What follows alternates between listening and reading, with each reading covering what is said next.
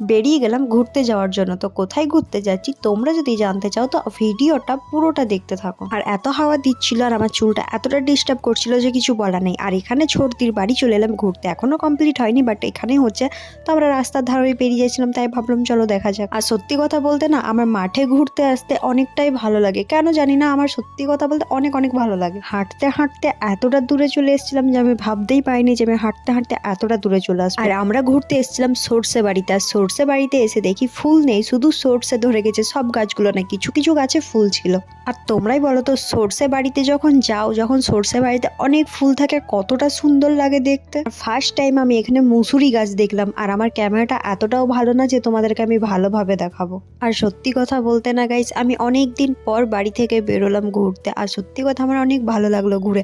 তো ইনি চলে এসছে এনার ঠাম্মাকে খুঁজতে, তো এনার ঠাম্মাকে পেলো না। তো ভিডিওটা আমি এখানেই শেষ করলাম, দেখা হবে নেক্সট ভিডিওটা।